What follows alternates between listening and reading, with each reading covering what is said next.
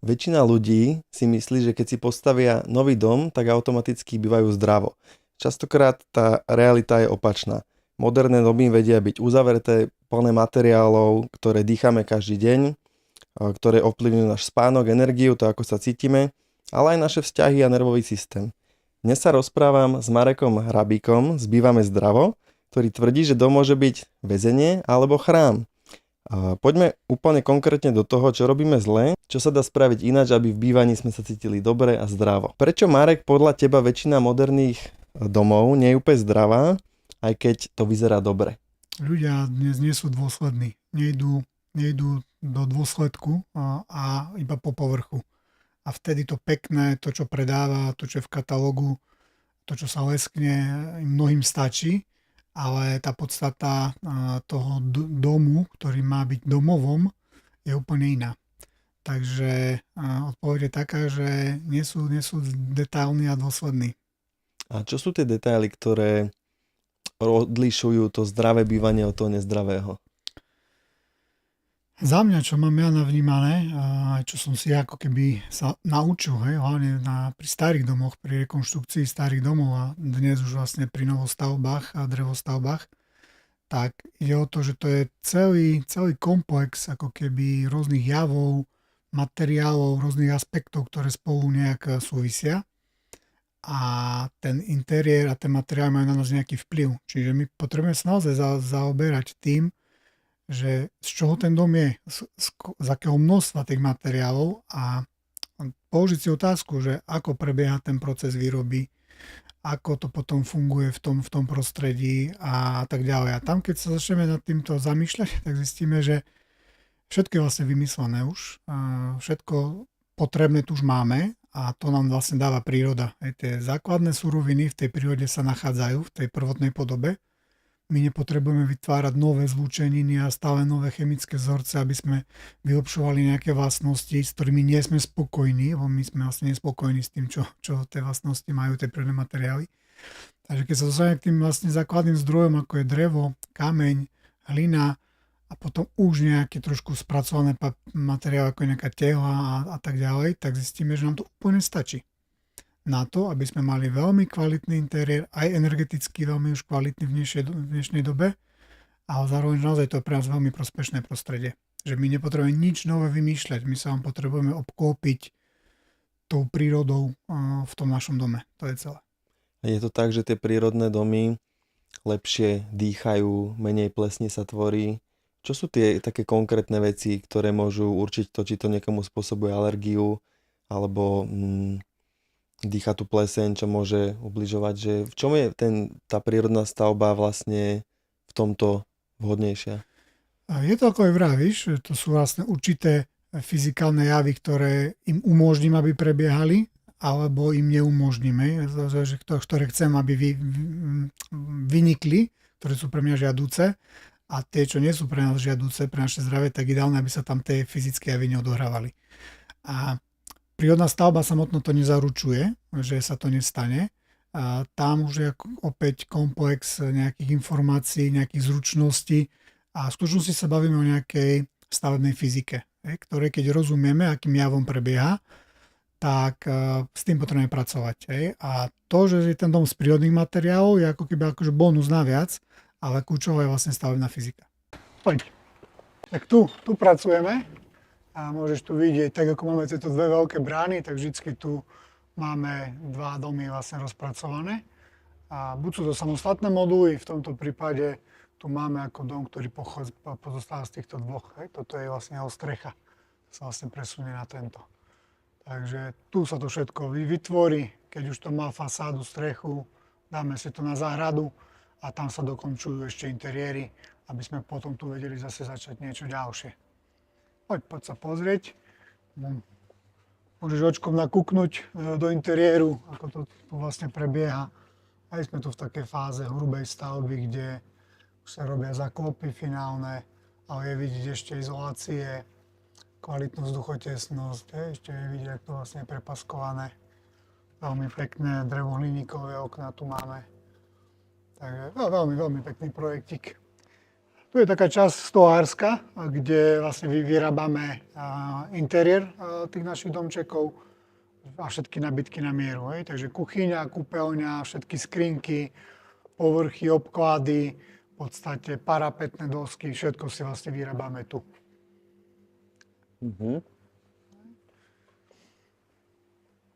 Sa natiera, suší, majú chlapi také svoje pracoviska. A materiál, ktorý robíme, vidíš, všetko je masív. Veľkoformátová biodoska, alebo škárovka, alebo takýto úžší formát biodosky na perodrážku. Aj ten potom už natierame bielým a voskovým olejom.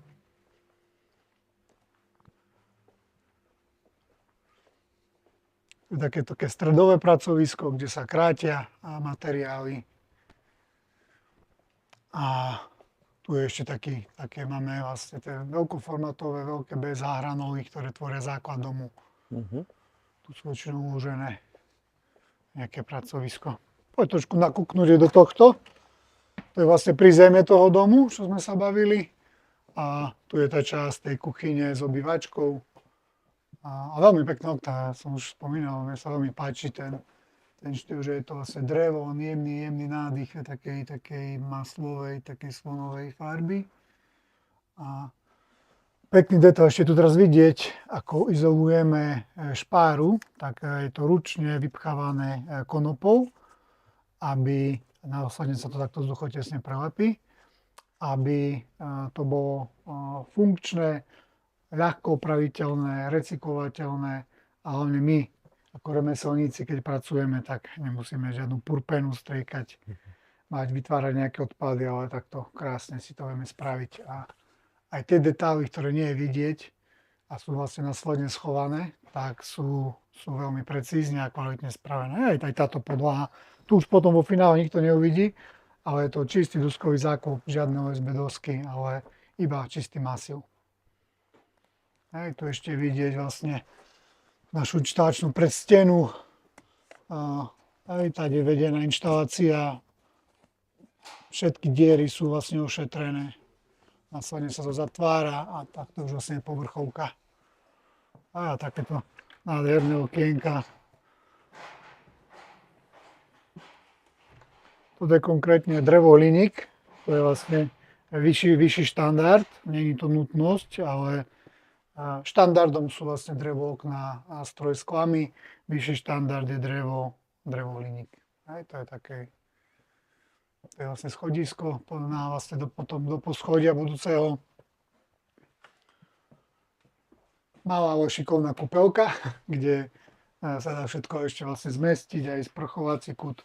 A opäť v správnej chvíli si prišiel, vidíš tu detail, ako máme vyspravenú tú hydroizoláciu pod vaničkou.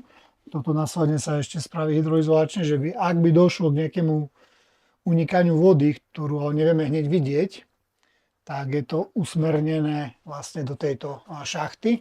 Tu sa to dá potom odsledovať, ak by náhodou niečo tieklo, tak tam to viem nájsť. Ale hlavne nepustíme vodu do konštrukcie, ani do izolácií. To isté je vlastne ošetrené aj v tých stenách za týmito prvkami. Tu je potom iba umývadlo, takže toto nie je taký kľúčový prvok, ale ten sprchovací kút je veľmi dôležitý.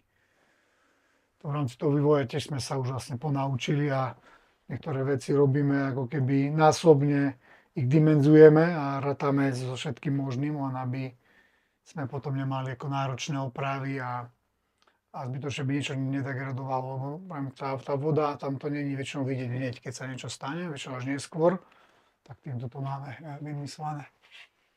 Takisto tu špeciálne v tejto časti nepúšťame vodné páry vôbec do poschodia, bo tam ak by si na podlahe mal nejaký koberec alebo niečo celoplošné, tak by sa tam tá voda mohla vyzrážať. Takže len to je práve to v kúpeľke, že máme, to je úplne, že pározábrana úplná. No a potom tu ešte izbička. Opäť vidíš zatiaľ to iba v doskovom záklope. Na ten doskový záklop pôjdu štukatérsky rákos, hlinené omietky. Opäť prvok, ktorý je veľmi prácný, hlavne tak tieto šikminy, je to veľmi prácne. štandardne používajú OSB dosku, ale my v interiéroch OSB dosky nepoužívame vôbec, hej, kvôli toxickým prchovým materiálom, tak je to všetko bez masívu. A tu môže byť taký krásny presne detail, hej. Drevené okno, vzduchotesná páska, konopná izolácia, kartonová párobrzda, masív, dole masív, hore masív. Toto je za mňa drevodom. Hej. To je kvalitná drevostavba, kde keď príjeme do interiéru a ho sfinalizujeme a poviem, že to je zdravý dom, tak on je naozaj zdravý.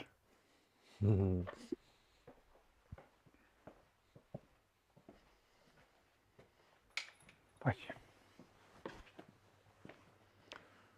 A tam potom ešte okolo haly vo vonkajších priestoroch máme také skladové miesta, kde máme izolácie pod prístrežkami a tak.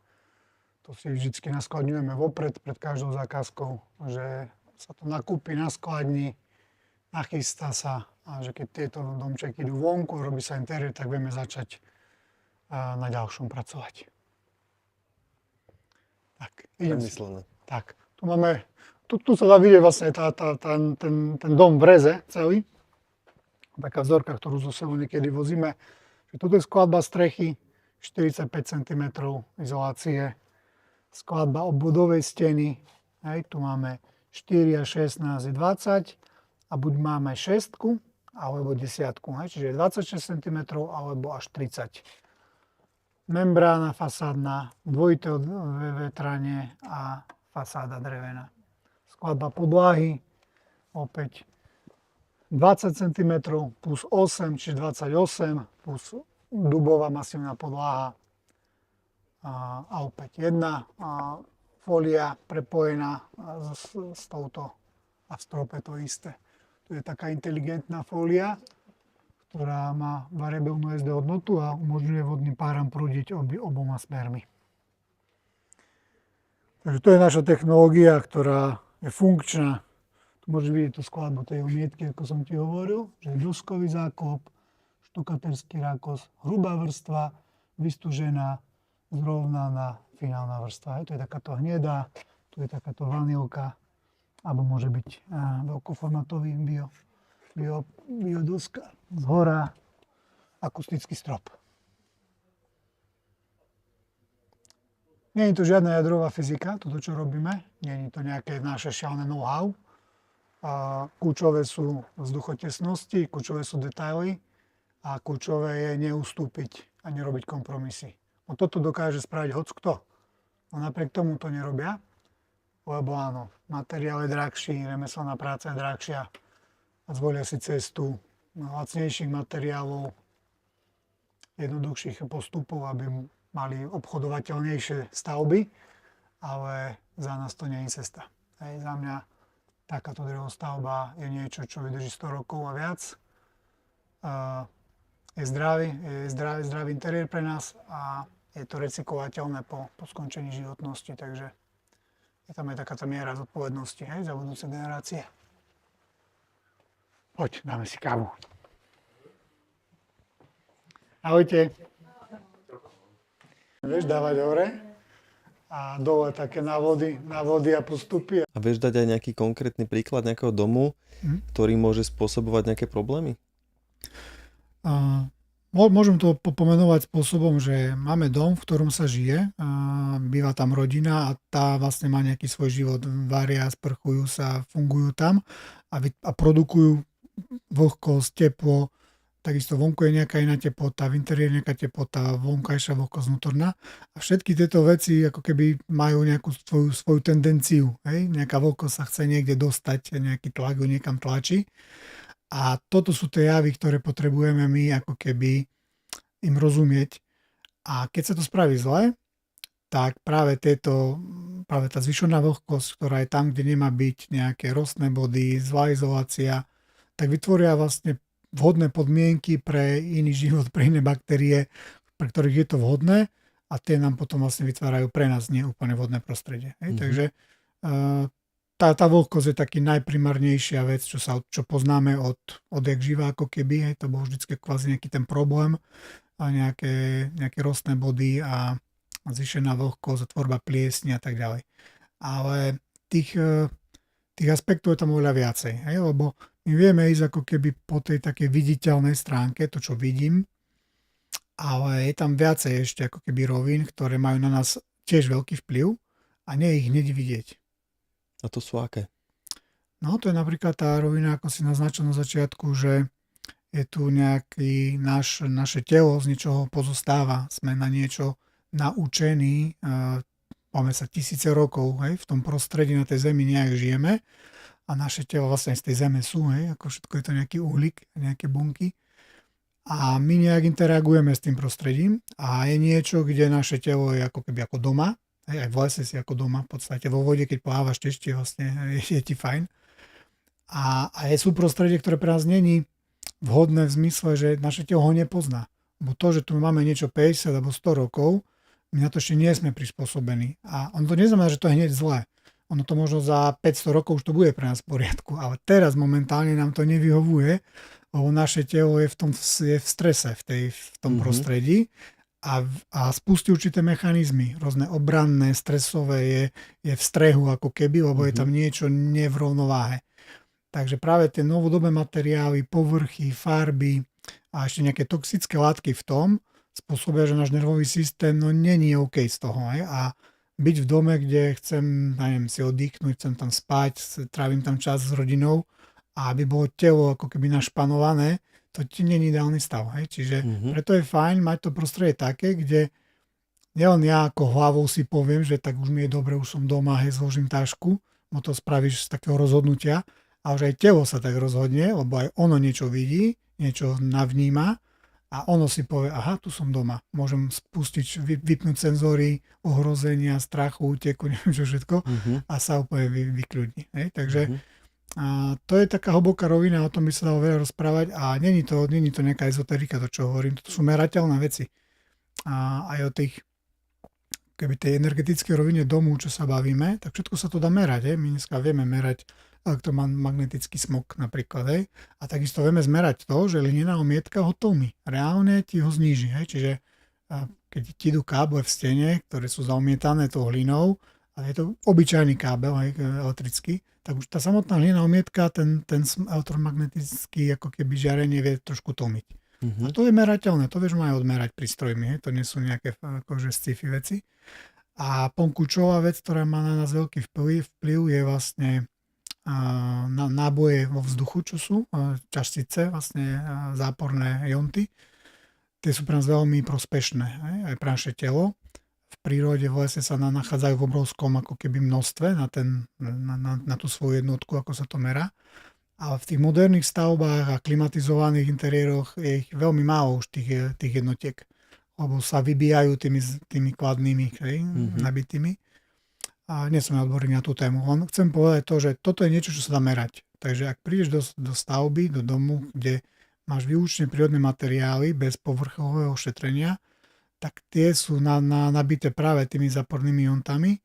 Tie spôsobujú, že sa cítime dobre. A to je merateľná položka. To vieš aj reálne odmerať. Väčšina ľudí si myslím, že keď idú do prírody, do lesa, tak cítia, aký to majú na nich upokojujúci efekt. A keď sme niekde dlho v nejakých umelých priestoroch, v nejakých nákupných centrách, kde je umelé svetlo, veľa plastových materiálov, tak sa skôr ako unavíme. Ale v domácnosti nie všetci sú natoľko vnímaví, že si to tak vedia uvedomiť. Ja napríklad to veľmi cítim, kde som. A veľmi to cítim na tom tele, že či ma to nabíja alebo unavuje. A mal som obdobie, že som vlastne mal prístroj na meranie týchto jónov vzdušných, záporných aj kladných. Mal som také obdobie experimentov a naozaj v miestnostiach, kde je veľa plastov, v kanceláriách a tak ďalej, tak je veľa tých kladných.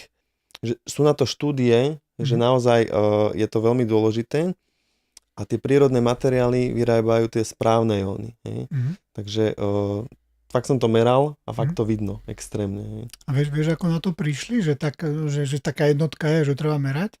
Keď sa začalo lietať do vesmíru, to prvé také pokusy, že už išli tí ľudia, alebo už aj my sme aj zvieratá, tak oni zistili, že tam niečo nefunguje a to telo doslova ako ide zomrieť. A zistili, že potrebujú tam dodať to, čo máme tu na planéte, práve to záporné a vlastne aj kladné, ale v určitom pomere, že ich musia umelo vyrobiť do tej lode, aby to tam bolo, aby ten človek to kvázi dýchal, lebo bez toho mu to nestačí, iba samotný kyslík, že on potrebuje mať aj toto a vtedy na to prišli. A Japonci to dnes montujú do klimatizačných jednotiek v kanceláriách, aby zvyšili výkon pracovníkov, tak sú tam ionizačné prístroje, ktoré zvyšujú vlastne tie záporné ionty v priestore. A my keď dnes vieme, že to prirodzene robí materiál sám, tak ako nepotrebujeme mať na jednej strane klimatizačnú jednotku, na druhej strane ionizačnú jednotku, aby sme to nejak technicky vymysleli, keď mi stačí spraviť lineové mietky, dať masívne drevené podlahy a stropy a vyhnúť sa vlastne tým umelým materiálom, elektroniky a tak ďalej a tým pádom mám to vyriešené. Aká je podľa teba najväčšia chyba, ktorú robia developeri alebo stavebníci v tom klasickom stavebníctve? No, to je dobrá otázka, ale ak by som mal úplne úprimne odpovedať, tak to je to, že a to vlastne nie len v tejto oblasti, ale aj inde. Takže hlavný zámer je zisk. Cena, čísla, ekonomika, výnosy. Že stavbár, ktorý ide stavať domy, v ktorých on sám bývať nebude, čo tak väčšinou je, ten developer asi tam nebude bývať, on nemá vôbec zámer na nejakom zdravom prostredí. On nemá zámer na prospešnosti pre tých ľudí. On stráži čísla, ekonomiku, výnosnosť, navratnosť a všetky tieto hry. A takto to tu je, ako funguje to do nejakej miery niekomu. Ale to je ten problém, že oni sa vôbec týmto nezaoberajú. A áno, ja už sa stretávam s developermi, ktorí začínajú na tieto témy ako keby ich viacej vnímať a tiež nás oslovujú, že chceli by akože náš produkt do svojho ako keby nejakej služby zahrnúť, aby zvyšili trošku, alebo sa odlišili, alebo možno marketingovo si zvyhodnili svoje stavby. A nakoniec, keď príde k tým číslam a začnú si to prerátávať, tak aj tak ustúpia do kompromisov opäť cena za meter štvorcový, aby to nejak vychádzalo. Že či to už je zdravé alebo nezdravé, už ich až tak nezaujíma. Takže na Slovensku teda je to tak. Verím, že už inde to majú ináč a sú také príklady, severské krajiny sú krásne príklady toho. To Norsko, Švédsko, Dánsko tam úplne ináč k tým drevostavbám pristupujú. Jednak ako sa stavajú a ako tam ľudia vlastne vnímajú tie veci, jednak svoju architektúru a oni tam majú veľkú skúsenosť s tými drevostavbami. Takže u nás je to také trošku stále cez tú ekonomiku počítané a je to tým, že ľudia naozaj to majú ako majú s tou svojou ako keby kondíciou finančnou, tak sa rozhodujú aj na základe toho, čo naozaj cítia, že by chceli, ale toho, na čo majú. Čiže tie lacnejšie materiály sú práve tie menej zdravšie? Je to tak? Nechcem to tak úplne povedať, ale vychádza to tak. Keď sa na to pozrieš, tak vlastne tá hlina a drevo by nemali byť také drahé, keďže vedia byť naše a vedia byť lokálne. Takže samotný materiál nemusí byť drahší, alebo že to, že ak si sa pýtal, že to lacnejšie, nemusia byť, že zle. A princíp je ale to, že keď začnem s tým pracovať, a tam už nejaká remeselná práca do toho vložená a nejaký ktorý je tu zaniknutý, my ho musíme na novo oživovať, tak on má ako keby vyššiu cenu a potom v konečnom dôsledku sa to javí, že to je drahšie. Lebo sa to nerobí ani v takom veľkom, čiže nie sú také množstevné zľavy. Áno, nie sú v tom tie investície ešte naliaté. Už sa to deje a ja sa teším, keď prídu veľkí investori a začnú investovať do týchto segmentov a potom sa to zlacní pre tých ľudí. Ale musia prísť tie investície, lebo my to teraz robíme doslova na kolene. Ja keď som začínal, tak my sme si hlinovú mietku nakopali, vyhodnotili, aké má pomery, vytvoril som z neho mietkovú zmes, robili sme vzorky jedno s druhým. A je to veľmi pracné, si niekto povie, však tu máš hlinu zo záhrady, tak to má byť zadarmo, ale ja som strávil s tým toľko času a svojich skúseností, že v konečnom dôsledku tá hlinová mätka je pre toho konečného zákazníka drahšia ako nejaká cementová, čo si kúpil niekde v stavebniach. Je to tak. Keď si spomínal to Norsko, Dánsko, tak podľa štatistík tam sú najšťastnejší ľudia na svete. A hovorí, že tam majú viac drevené domy, však to vieme všetci aj z filmov, aj z videí. Tak ako si myslíš, že sa to prejavuje na človeku, čo sa týka spánku, energie, aj stresu, ten typ bývania? Myslíš, že to v tom Norsku s tým súvisí? Alebo za to, že sú šťastní, stávajú zdravé domy? No, to je dobré. Toto nie som na to odborník, aby som nejak na to odpovedal. Môžeme skôr ako o tom diskutovať. Oni tam majú zase iné ako keby veci, že majú rozľahlú krajinu, takú väčšiu viac samotu, aj ten denný svit tam majú trošku ináč a tieto veci, ale a tým vedomím, tým vnímaním tých zdrojov prírodných sú úplne inde. Hej? To víš, ako sa správajú. Respektíve aj tí Nóri, oni majú obrovské ako keby financie práve aj z ropy. Oni si to uvedomujú a z plynu a z týchto vecí. Ale vidíš, že kam to dávajú tie zdroje. Oni vedia, že to raz dôjde a dávajú to do tej krajiny, dávajú to tým ľuďom, aby keď raz táto hra skončí s týmito zdrojmi a prídu iné technológie, tak oni ale nebudú mať zničenú krajinu. Takže A zažil si nejakého konkrétneho klienta, ktorému sa zmenil život po zmene bývania? a pár takých vecí je, že napríklad my keď sme začínali stavať tie modulárne stavby, keď sa do tejto vlastne oblasti pozrieme, tak väčšina našich zákazníkov mali obdobie, že šli z väčšieho do menšieho. Hej, oni sa rozhodli, že budú mať radšej menší dom vo vyššej kvalite, ako ísť na metre štvorcové čím viac. A sa sťahovali, tak potrebovali sa veci začať zbavovať, aj pustiť. A to je ten proces. Začínaš triediť a čo daruješ, vyhodíš, čo ešte niekde do garáže ešte akože ideš odložiť, bo ešte ti to bude treba. A to sú procesy pre každú, ako keby rodinu a pre gazdinku určite. Hej, akože, Minimalizmus. Áno. Je zdravý. Áno, lebo to ťa pozve do toho. Niekto to robí už vopred cieľane, že sa tak rozhodne, že už to je jeho životný štýl a ísť do takého domu pre ňu už nie je žiadna zmena, už je to iba ako potvrdenie rozhodnutia. Ale niekto to nevidí na začiatok, že sa to udeje, ono to až sa ako zjaví pred ním, že aha, to ešte aj takáto téma je, že musím púšťať a zbavovať sa a sú to krásne procesy. Takže toto sa odohráva zákazníkom a potom pozitívne veci sú väčšinou také, že mnohí sú práve príklady, že idú z nejakých bytov alebo z nejakých neúplne vhodných domov do tých našich stavieb, ktoré sú myslené väčšinou v záhrade alebo vo veľkých záhradách. Hej. Naši zákazníci majú väčšinou veľké záhrady, preto idú tým spôsobom, že im stačí menší domček, chcú radšej veľké terasy, vonkajšiu kuchyňu a väčšinu života alebo toho roka trávia vlastne vonku v záhrade. Tak im sa mení toto, že zrazu sa vracajú, hej, k tej podstate, chcú si pestovať, chcú mať nejaké možno zvieratá, alebo aj pracujú z domu, hej, nič z toho nepotrebujú, ale už keď pracujem z domu a tam sedím ako keby dlho, tak chcem mať krásny výhľad z okna, chcem mať príjemné materiály okolo seba, takže im sa naplňa ten sen o tom, hej, že to môže byť iné. Zaujíma ma tvoj príbeh, že kedy si prvýkrát v živote uvedomil, že tie klasické stavby sú problém, že inklinuješ k niečomu inému? Pamätáš si to? Ja si to pamätám a odpoveď ale taká, že mne sa ten príbeh vyskladával a dnes napríklad by som začal napríklad aj tým, že ja som sa narodil do rodiny, do rodu stavbárov. A to až teraz ako keby spätne vidím, že to tak nejak sa mi vyskladalo. Kedy si som toto tam nevidel. Takže ja už dnes viem, že som generačne v rodine stavbárov. Takže niečo som mal ako keby vidieť. Mal som ako keby sa niečo učiť od malička. A pre mňa tá stavba, môj otec je múrár, som to absolvoval od detstva, proste rekonštrukcie, prerábky. Pre mňa to je veľmi prirodzené prostredie. A samozrejme potom ten môj život šiel nejakým akože bežným vývojom.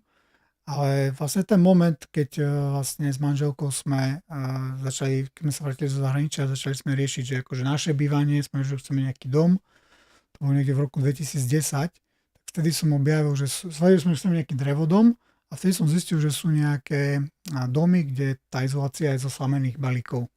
Že to môžeš mať z družstva vedľa z poľa, je to lacné, vieš si to sám spraviť. Sme šli tou cestou, že môže to byť kvalitný drevodom, ktorý si sami spravíme.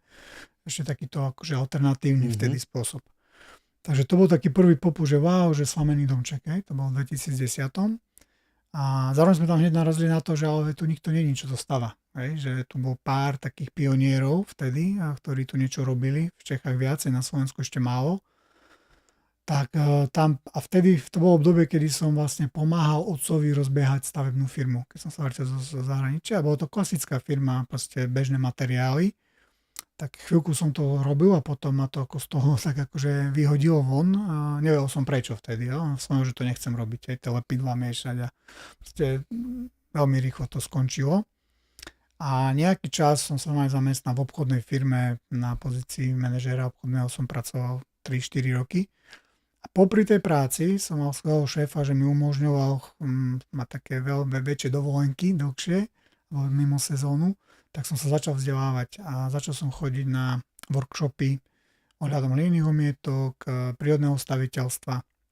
A tam som poznal tých ľudí, ktorí vlastne tu dnes vlastne sú na Slovensku, už tvoria krásne projekty. Lebo som zistil, že tým, že to nemá kto postaviť, tak že sa to musím naučiť sám. Hej? Takže som šiel touto cestou. Takže som ako keby okúsil to remeslo ako z inej strany a tam mi to začalo dávať zmysel, že toto si viem predstaviť robiť. Hej? Že pokračovať v tom ako keby čo je vo mne a zároveň si ustražiť tú integritu. Hej? Že neísť proti nejakým svojim presvedčeniam a vnímaniu celku, že chcem vlastne tvoriť a neničiť. Hej. Takže to prírodné staviteľstvo mi úplne zapadlo, bo keď si povieme širšie, tak prírodné staviteľstvo je súčasť permakultúry, hej, alebo permakultúrneho spôsobu hospodárenia a to je úplne v súhre, ako keby, hej, s tým celkom. Čiže trvalo udržateľné. Áno. A to mi sedelo a potom samozrejme ten partnerský život a my sme bývali v paneláku, kým som toto robil a tak ďalej. A potom prišla fáza, že my sme mali rezervovaný pozemok pod Tatrami v takom jednom projekte. Tam sme vlastne spolupracovali na nejakých stavbách a vedel som, že si poviem stavať ten svoj dom. Ale chcem si ho stavať sám, postupne, možno aj 5 aj 10 rokov, nejaký pekný slamený domček. Ale na ten účel tam potrebujeme bývať, už, aby som tam mohol byť. No takže si tam dáme nejaký mobilný domček. Hej. Vtedy už boli známe tie ako témy, tie pojmy 2013-14, už ako mobilný dom si vedel, hej, boli nejaké také. Takže dáme si nejaký mobilný domček a potom si budeme stavať ten svoj. No a keď som si začal pozerať, aké tie mobilné domy sú, tak som vedel, že ja ale v tomto nebudem bývať. Hej. Že nevedeli sme nájsť niečo, čo by bolo aspoň nejak akože OK. Všetko to bolo akože doslova katastrofálne stavby v tej dobe. To som povedal, OK, no tak ideme si to navrhnúť. Takže architekti dostali na zadanie, že čo ten dom nemá obsahovať. A navrhovalo sa to, tým, že tam nebol nejaký tlak, no sa to navrhovalo nejaké až 2 až 3 roky kým sme mali hotový projekt jedného modulu, že 12 metrov na 4, taký obdĺžnik sme vlastne vyvíjali technologicky, konštrukčne, materiálovo 3 roky. Kým to nebolo tak, že to bude schopné vyrobiť, previesť, aj žeriavom zdvihnúť a naozaj tam nebude to, čo som presne zadefinoval, že tam nesmie byť. A to pre vás iba robil. Áno. A ten projekt bol vlastne vytvorený pre nás a nakoniec ten život vlastne veci vyskladal a my sme ten pozemok akože zrušili, ako keby išli sme z toho projektu preč. Nakoniec sa to neodohralo a nakoniec sme si kúpili starý dom, ktorý sme zrekonštruovali takýmto etickým spôsobom s použitím prírodných materiálov, ale ten projekt bol v šuflíku, hej, ako keby. Tak už keď sme vedeli, že kde budeme bývať, hej, to sme vlastne tu v obci Dravce, tak sme v tej chvíli som našiel výrobnú halu vo Voči, hej, to je 6 kilometrov a projekt sme zo šuflíka vybrali a sme, že OK, tak to teraz poďme ponúknuť ľuďom. A tam nastala zaujímavá situácia, lebo ten projekt bol navrhnutý pre moju rodinu bez kompromisu, ale nemal žiadnu cenovku na začiatku. Bol navrhnuté, že čo tam má byť a čo tam nesmie byť. A my keď sme mali prvých zákazníkov, tak vtedy sme potrebovali si prísť, že vlastne koľko to stojí. Tak my sme vlastne išli spätne, že toto, čo sme vymysleli, že koľko to vlastne bude stáť. Tak výsledok, alebo výsledná cena nášho domu je teda vlastne výsledok akoby rozhodnutia a postupov, nie naopak. Hej? Že niekto si povie, že do takej ceny poďme niečo navrhnúť, my sme to navrhli a potom sme iba zistili, že koľko to stojí. Ale ja som vedel, že tým pádom je to v poriadku a vedel som, že to je niečo, s čom som v súlade. To znamená, že každý náš modulárny, už nie sú to modulárne stavby, nie sú to mobilné, už robíme aj väčšie ako keby domy z viacerých modulov, tak sú to domy, ktoré som navrhol vlastne pre svoju rodinu. A v každom jednom dňom by som aj býval. Hej? Aj budeme možno neskôr zase niekedy.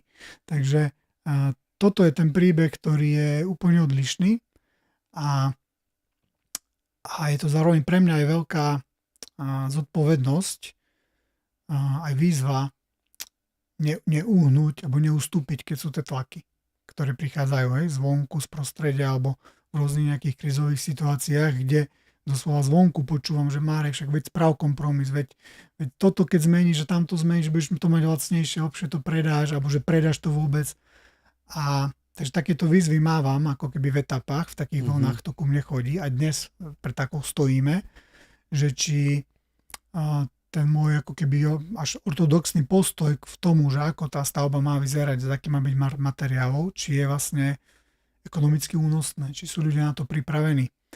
Lebo ja už som mal aj iné projekty, kde som svojim rozhodnutím zistil, že je to ešte skoro pre tých ľudí. Nie sú na to pripravení. Ja som to ale nevedel vtedy. Som tlačil to, keď sme vlastne zakladali remeselné družstvo, to ešte v 2017 nebolo na to pripravení spolupracovníci ani ľudia, na tie hodnoty, ktoré som tam chcel prinášať. A som na to veľmi tlačil, ono sa to aj udialo, ale dnes už je to iné. Dnes už tie témy, to je ako nová téma, čo som tak načal, ale súvisí to s tým, ako spôsob fungovania. Alebo keď sa bavíme o dome ako súčasťou trvalo udržateľnej architektúry, tak je veľmi dôležitá aj trvalo udržateľná organizácia. A to je veľká téma, hlavne v týchto takýchto časoch, čo dnes žijeme. A keď sa teraz na to pozrieme z pohľadu, že pozerá sa niekto na tento podcast, kto uvažuje, že už to tak aj cíti, že by chcel prírodné bývanie, tak na aké chyby by si mal dať pozor v úvode, aby ich nespravil? Prípadne, aké chyby si ty urobil v prírodnom staviteľstve? Musíme pozerať z dvoch pohľadov, že či to ide ako samostaviteľ si stavať, alebo si vyberať nejakú partiu alebo nejakú firmu. Takže to by som asi takto potreboval rozdeliť. A ja veľmi podporujem samostaviteľov a vnímam, že to je veľmi potrebné, aby si ľudia stavali domy sami. Lebo v skutočnosti to dokážu. Keď to naši predkovia vlastne doteraz všetci dokázali, až teraz pár rokov žijeme to, že si to nechávame postaviť niekým iným. Že zarobíme peniaze a najmeme si na to iných. Pre mňa sa to môže javiť, že to je rozporuplné, lebo budem teraz do veľkej miery hájiť a pozývať ľudí, aby si sami stavali domy, aj keď ja sám som ten, ktorý sa necháva najímať nimi. Ale nebojím sa, že by som nemal prácu, takže veľmi rád to poviem, takže má to niekoľko rovín. Jedna je tá, že generačne to bolo úplne bežné, že naši otcovia si stavali domy. Samozrejme, doba bola iná, boli väčšie rodiny, vzťahy boli ináč, bol vždy nejaký remeselník v tej rodine a nebol problém si tie domy navzájom postaviť. Ale nešlo tam len o tú nejakú úsporu tých zdrojov, že vlastne dám tam svoju prácu a tým pádom je ten dom pre mňa dostupný. Nie je luxusná záležitosť mať dom, ale je to úplne bežný štandard. Aj bežný štandard, aby bol, že mám zdravý dom, že aby to tiež nebolo niečo nedostupné, tak tá svoj pomoc v tom robí veľký podiel na tej cene. Ale to kľúčové hľadisko, ku ktorému tam dochádza, je to, že muž v tej svojej pozícii a esencii muža, on túto skúsenosť potrebuje výslovne, aby v ňom nastal určitý prerod, určitá transformácia, doslova je to prechodový rituál, keď zrazu muž stáva to hniezdo pre svoju rodinu. Je to veľmi silná vec a potrebuje si to zažiť aj s chybami. A tá žena potom tam príde, vniesie do toho tú svoju energiu, esenciu a vytvorí z toho ten domov. A potom tam oni vlastne robia to spolu, je to spolupráca tej rodiny. A ten muž tam potrebuje ten svoj otlačok toho svojho potu, tých svojich rúk, že to tam vyniesol ten trám, že ho tam pribil klincom, alebo proste, že to zorganizoval, vybavil, to je jedno, ako sa na to pozeráme, ale je to veľmi potrebné. A respektíve, ak toto nie je, čo v dnesnej dobe mnohokrát vidíme, tak tí muži nie sú úplne kompletní v nejakej určitej svojej časti a oni nevedia, že to je len toto. On si myslí, že keď zarobím tie peniaze a najmem firmu, že on to spraví za mňa, že som to ako spravil pre tú rodinu, že ja som to zaplatil. A áno, v tej hmote sa to tak javí, ale on sa sám obral o tú možnosť si to zažiť, lebo tých domov za život nemáme tak veľa. Ako štandardne je to jeden, a keď sa sťahuješ, tak sú dva. Ale nemáš tu možnosť to zopakovať. Takže preto ja doslova vyzývam tých mužov, alebo vás muži vyzývam, aby ste sa nezbavili takéto skvelé príležitosti, ktorú vám život ponúka v tom živote. A keď máte možnosť stavať dom pre svoju rodinu, tak správte nejakú časť z toho. Niečo, keď si najmete, ale aj tak si tam niečo nechajte pre seba. A to je to, čo ja sa snažím ponúkať. A hlavne ten náš modulárny spôsob to ako plne umožňuje. Hej. Prídu k nám rodinky, ktoré majú malé deti alebo ešte len deti na ceste a chcú len jeden modul, hej, 40 m štvorcových, ktorým stačí, ale vedia, že budú chcieť o rok alebo o dva ďalší, hej, nejaké ďalšie dve spálne. A už vopred sa ma to pýtajú, či sa to dá spraviť a naprojektovať. A im hovorím, áno, určite sa to dá, veľmi radi vám to spravíme, ale ten druhý modul si postavíte sami. A to hovorím tomu mužovi priamo do očí. Ja vám s tým ale pomôžem. Ja vám skonzultujem veci, materiál vám objednám, zorientujem vás v tom. Dokonca môžete prísť k nám do remeselnej školy, ak nie sú tam žiadne zručnosti. Ale ja budem radšej, ak si ho postavíte sám. Dokonca, a to hovorím už doslova, že ja sa pripravujem o zákazníka budúceho, ale ja viem, že to pre tú spoločnosť, pre tie ich deti má oveľa vyšší ako keby vplyv, ako to, že ja zobchodujem ďalšieho zákazníka s ďalším modulom. A preto určite som za to, aby si ľudia a muži nachádzali tú silu stavať sami a keď nemajú tie zručnosti, aby si to hľadali, aj to sa snažíme im ponúkať cez konzultácie alebo pomocou remeselnej školy, aby šli do toho. Hej? A tie menšie stavby, drevostavby to plne umožňujú. Hej? Ako keby nie je to žiadna jadrová fyzika. Takže sa to dá. Takže tá rovina toho samostaviteľa je veľmi dôležitá. A my sme tiež šli touto cestou. No a keď sa pýtal na tie chyby, tak a tie prvé chyby, čo sú, tak základná je tá, že nedobre odhadneš ceny. Hej, ty si spravíš nejaký rozpočet, tak to málo kedy sa ako tráfiš do ňoho, takže potrebuješ byť pripravený, že to bude drahšie. Poznám aj z vlastnej samostaviteľskej skúsenosti drevodomu. Tak a pritom ja toto v rámci konzultácií hovorím, alebo som to aj sám zažil, a ľudia aj tak si idú to svoje. Sa hovorí, že daj krát dva, ne? Áno. Takže toto je jedna vec a potom sú to o tom, že človek má predstavu o dome, o tej hmote, že zrazu mám múry, steny, okna, strechu, že akože ten dom mám, ale pod status zdrojov finančných zhotne interiér. Zariaďovanie a taká kuchyňa, taká kúpeľka, také tie veci. A tam manželky zase vedia ako keby uletieť a tam si muž potrebuje vedieť nastaviť hranice alebo teda dať tú ako keby realitu na stôl, že ako to je.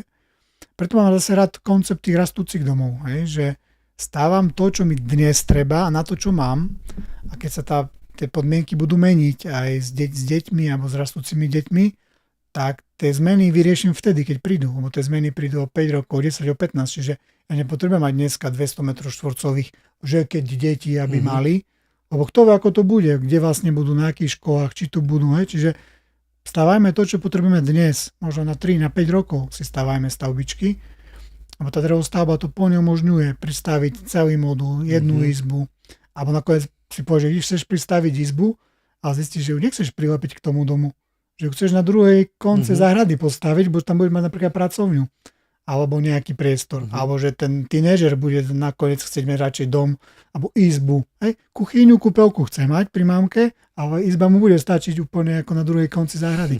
Čiže to prináša toľko možností a tej slobody v tom, že nepotrebujem brať dneska hypotéku na to, čo mi netreba. Takže preto ja mám rád tento koncept. A o to menej tých kompromisov v tej kvalite tých materiálov potom človek môže nerobiť. Tak a ešte sa vrátim potom, teda aby som dokončil tú tému, ten samostaviteľ a aké sú tam chyby a potom, keď si nechám najímať ľudí alebo firmy, tak tam tých chyb môže byť už rôzne, keď si najmeš firmu a ťažko mi povedať nejak konkrétne, že na čo si dávať pozor, bo ja už nemám prehľad o tom, aké tu firmy sú. Ja viem, že už je veľa, rôzne pribúdajú a niektorí sú naozaj lajdáci a nemali by tu čo akože robiť, ale to ten trh musí prečistiť, tí ľudia to musia dať najavo, aby takýto zanikli. A na druhej strane, aby tí kvalitní vynikli, aby sa udržali. Bo ľudia chcú robiť hlavne už dneska za počítačom väčšinou, nie? Že je málo už remeselníkov. Áno, dnes je marketing veľmi silný, veľmi kvalitný a bude to on pribúdať. Bude veľmi obťažné ako rozpoznať dobré a zlé, alebo kvalitný a menej kvalitný produkt alebo službu. Ale jedna vec, čo funguje, a to môžem povedať len preto, že ja sám to viem ponúknuť, a to je to, že ak si nájdete človeka alebo firmu, ktorá vám ako ide stavať ten dom, tak a nejak to prezentuje, lebo dneska akože pekné slovíčka sa dajú používať, tak kľudne položte otázku tomu majiteľovi tej firmy, že v čom býva on. Či býva v tom, čo napríklad stáva. Alebo či sa môžete prísť pozrieť k nemu domov, ako býva. A to je pre mňa úroveň, a neviem, že to, niektorí to môžu mať naozaj dobre, hej? Ale to je úroveň, kde sa to ukáže. Lebo ja keď teraz toto tebe hovorím, to znamená, že ku mňa sa môžu toto ľudia spýtať a naozaj ja ich ako zoberiem k tam domov. A im ukážem, ako hospodárime s vodou, ako nakladáme s odpadmi, ako sme zrekonštruovali ten dom, z akých je to materiálov, ako vnímame ten celok, aké máme nedokonalosti a aké chyby sme spravili, im to kľudne ukážem.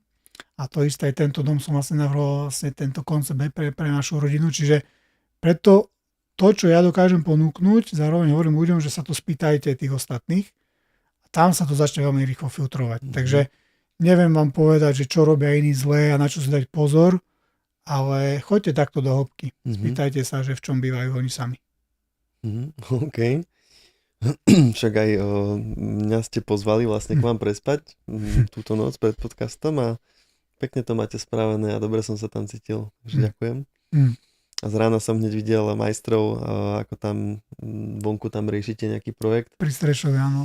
Čo tam vlastne buduješ? Aký to bude mať účel?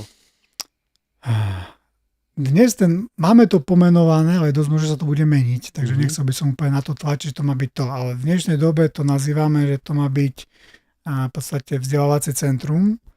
Jednak ja vlastne pre potreby remeselnej školy potrebujem priestory, ktoré budú celoročne budeme môcť využívať, čiže potrebujem nejaké ubytovacie kapacity, sociálne veci, kuchyňu, jedáleň. Takže vlastne prerábame stodolu, ktorá bude mať účel vzdelávacieho centra a chceme dať tomu ale širšie spektrum, čiže počas týždňa by to malo slúžiť pre domoškolákov, čiže bude to vlastne škola. A naša staršia dcerka, ktorá má 5 rokov, tak každý deň chodí vonku za chlapmi, že kedy už bude mať tú školu. A normálne ich tam akože kontroluje, chodí a on taký malý stavby vedúci. Tak ona to má jasné, že z toho bude vlastne pre ňu škola. Ale má to slúžiť hlavne aj pre dospelých cez víkendy na rôzne sebarozvojové aktivity. A ja mám v pláne pracovať s mužmi, s otcami a synmi, čo sa týka remeselných nejakých prác, takže chceme mať na to nejaký svoj priestor, ktorý nám to bude umožňovať. Takže tak ako si videl, tú časť domu máme dokončenú, kde bývame s rodinou a teraz dokončujeme stodolu, kde vytvárame takéto priestory, aby sme mohli vlastne to remeslo ďalej dozdávať. A keď sa povie teda prírodný dom, čo to znamená v praxi? Ako je ten váš dom spravený? Z akých materiálov? Náš dom je úplne perfektný, lebo má všetky materiály prírodné a ja som si tam mohol vyskúšať rôzne ako keby techniky a dokonca aj robiť vývoj, lebo nie všetko ako keby je jasné. Hej? Takže naša stavba pozostáva, kde sú kamenné chlieviky a kamenná sypka. Jedna izba je drevenica, klasicky akože zrubová stavba. A potom 2 izby boli dolepok kvadratela. Čiže všetky materiály som si mohol vyskúšať ako rôzne typy izolácií a úpravy a tak ďalej. A dnes už je to vlastne ako dokončená stavba, ale vrajím, použili sme aj ovčiu vlnu, aj konopnú izoláciu a celý dom je vlastne drevováknom izolovaný. Vnútri máme hlinené omietky, zrecyklované tehly, tie staré trámy, to sú zo starej strechy, čo sme rozobrali. Takže dom je vlastne zrekonštruovaný do vysokého energetického štandardu. Máme to dokonca certifikátom potvrdené A0 certifikáciu. Keď sme vlastne žiadali si aj o dotáciu na obnov dom, lebo chceli sme nejaké zdroje trošku si ako keby vrátiť to, čo sme do toho dali. Tak dá sa to spraviť vysoko kvalitne energeticky a s použitím prírodných materiálov, s recyklovaním pôvodných materiálov. Minimum odpadu vlastne z tej stavby vzniklo, keď sme to rekonštruovali. A je tam vlastne taká tá architektúra doplnená, že nie je taká bohapustá stavba, ale dbali sme vlastne na ten taký zásah, aby to aj v tej krajine dobre vyzeralo. A celú strechu, čo máme, tak máme recyklovanú škrydlu.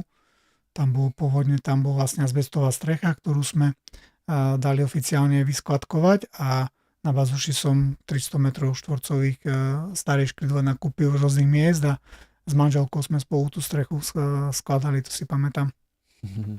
Takže bola tam taká svojpomoc, jednak prejavenie takých svojich snov a túžieb. My sme predtým boli presne tí, čo som to všetkým ostatným robil, radil a videl a sami sme bývali v paneláku. Čiže my sme mali dlho už tú túžbu si robiť to svoje. Aj keď vrajím pôvodne to mal byť domček na zelenej lúke a nakoniec sme v dedinke a kúpili sme starý domček, ale je to vlastne nemusel som ako uhnúť od svojich nejakých ako keby postojov a od svojej integrity. To naozaj, bolo to ale náročné. Tá rekonštrukcia je možno kľudne povedať, že bola aj drahšia. Ako ten meter štvorcový, ktorý máme, užitkový, bol určite drahší ako pri novostavbe. Ale viem, že sme zachránili dom, že sme na pozemku, je nejaká infraštruktúra už hotová a že sme dali nový život tej stavbe a tí, čo prídu po nás a ju budú možno rekonštruovať a budú aj búrať, tak cítim tam ako keby plnú zodpovednosť za to, čo som zanechal a budú to mať celkom jednoduché. To vyskladkovať, rozdeliť na kvopku dreva, kvopku tehal, kvopku hliny, nejaké okná vyberú, možno káble a je to všetko. Ja keď som si pozeral tvoju stránku, tak sa mi veľmi páčili okrem tých modulárnych domov aj tie projekty prerábok tých starých domov. Je to taká zaujímavá kombinácia a ty si hovoril, že jednak to viete ako službu pre niekoho spraviť alebo postaviť nový drevodom kompletný, okrem tých modulárnych, čo robíte, ale vlastne, že vieš ponúknuť aj také konzultácie na diaľku, keď si to niekto chce robiť sám. Áno. Tiež to vnímam ako takú zodpovednosť a poslanie, lebo nás ľudia dopytujú, aby sme im tie domy stavali alebo rekonštruovali, ale my nie sme schopní pokryť ten dopyt alebo každého obslúžiť, hlavne keď sú ďaleko. Tak preto prišla tá služba, že im ponúkam konzultácie. A jedna konzultácia je ešte pred kúpou nehnuteľnosti. Ešte predtým, ako to idú kúpiť, tak im viem poradiť, že ako to rekonštruovať a koľko tá rekonštrukcia bude stať, aby si to vedeli s tou kúpnou cenou spojiť a mali tú realitu, že či nie sú mimo, lebo väčšinou sú mimo, ako tej reality. A je dobre, keď to vedia vopred. A potom konzultujem už, keď si kúpia a už vedia, že idú rekonštruovať a majú aj nejakých svojich remeselníkov, ktorých zase tlačia do takých tých bežných postupov, tak im konzultujem ako keby samotné postupy, viem im aj dozorovať tú stavbu, viem vyškoliť tých lokálnych remeselníkov, aby to robili tak a nespravili tie chyby. Takže takúto službu vieme vlastne ponúknuť a to sa dá kvázi na diaľku alebo aj na online, sem tam nejaká jedna návšteva. Tak. A ešte k tej otázke toho, že čo to reálne v praxi znamená prírodný dom. Napríklad, keď je v stene sklená vata ako izolácia, tak to sa považuje za prírodné, alebo to už je príklad zdraviu škodlivé? To je dobrá otázka. Nemyslím si, že ja som úplne ten odborník a preto by som to ináč trošku na to odpovedal. A nepotrebujeme sa chytať slovíčka, že prírodný. Bo potom nás to presne takto zamotá, lebo niekto však všetko je prírodné, však aj cement je prírodný. No veď áno, všetko z tejto planéty, čo tu máme, je vlastne prírodné. Nedovezli sme to tu, z Marsu. Ale ide aj o ten proces, že keď ten materiál vznikol, koľko energie sme mu potrebovali dodať a či sme vytvorili nejaký nový materiál, alebo je to stále ten pôvodný. To je to skôr tá otázka. Lebo my sa tu hráme na takých polobohov a potrebujeme vytvárať stále nové zlúčeniny nových materiálov, lebo chceme nejaké nové vlastnosti, lebo nie sme spokojní s tými, ktoré máme. A vytvárame nové veci, ktoré v tej prírode nie sú úplne až potom tak v poriadku. Neviem, že tá Zem si s tým neporadí. Za x rokov to aj tak bude z toho všetkého prach a zase ďalšie ako keby zlúčeniny, ale a teraz z pohľadu toho zdravia, že kde je tá hrana, čo už není zdravé. Lebo to asi je v tom dosť myšunk a guláš. Áno. Tak dajme to takú otázku. Čo by si dal do úst svojim deťom? Nie zmysel, že to majú zjesť, ale keď pri hre olížu niečo alebo dajú si do úst a potom to aj vypľujú a z čoho budeš úplne v pohode a budeš sa na to pozerať a z čoho ťa hneď vystrelí zo stoličky a pôjdeš ho ratovať alebo už pôjdeš na pohotovosť. Keď dáš túto otázku, tam hneď budeš vedieť, že čo to je. Budeš v pohode, keď si dá tvoj syn sklenú vátu do úst? Budeš v kľude sedieť? Asi nie. Keď bude olizovať hlinovú mietku? Kľudne. Teraz, čo sa týka cien, keď porovnáme, je toto zdravé bývanie, nazvime to zdravé, už to nemusíme volať prírodné, je to drahšie ako klasické bývanie? Ak áno, prečo? Nemusí to byť drahšie. Keď začneme od konceptu, že rodina si tvorí svoj dom a si navrhne priestor, ktorý chce, tak sa dostane k nejakým metrom štvorcovým a tie vám mu vytvoria nejakú cenu. A on keď vlastne bude tlačiť na to, aby to bolo zdravšie a dokáže vlastne znížiť tú veľkosť, tak môže mať cenu rovnakú. Hej. Ale aby som ti odpovedal presnejšie, prírodná stavba z prírodných materiálov a vlastne s nejakou remeselnou zručnosťou v tom vloženou môže byť priemerne o 20 až 30% drahšia ako rovnako veľká konvenčná stavba. Uh-huh. A častokrát sa stretávam s tým, lebo však sám som staval takýto montovaný drevodom, že ľudia klasicky, čo preferujú stavby murované, tak majú pochybnosti o životnosti drevených domov. Ako to vidíš, čo sa týka životnosti? O životnosti domu nerozhoduje ani jeho materiál, rozhoduje vlastne strecha v skutočnosti. A keď ti nezateká do domu, tak ten materiál to zvládne. Takže skôr životnosť a typ strechy, aký je použitý, alebo ten hospodár, ako sa o ten dom stará, že sem tam si ten dom skontroluje a jasné, že niečo degraduje a má nižšiu životnosť, ale to nie je o tých materiáloch. Či bude murovaný alebo drevostavba, ide skôr o to, aká je tam technológia použitá, ako je rozumené stavebnej fyzike, to, čo sme sa bavili o tých vodných párach a k čomu tam dochádza. Toto je veľká téma. K tomu sa rád vrátim a poviem konkrétne, aké chyby sa tu dejú na Slovensku dnes. Na aký prúser si tu ako keby riadne sme si zavarili. Ale čo sa týka tej životnosti, tak na naše stavby, ktoré my stávame, tak ja tam kľudne môžem povedať, že 100 a viac rokov. A to a viac závisí od tej strechy. Tej stene sa nemá čo stať. Samozrejme nejaká rekonštrukcia, nejaká výmena, bežné opravy, ale tam ten materiál nedegraduje, keď sú tam tie fyzikálne javy správne. A áno, aj murované vedia vydržať. Človek to pozerá z takej hmoty, z takej tej, že to je pevné a tak ďalej.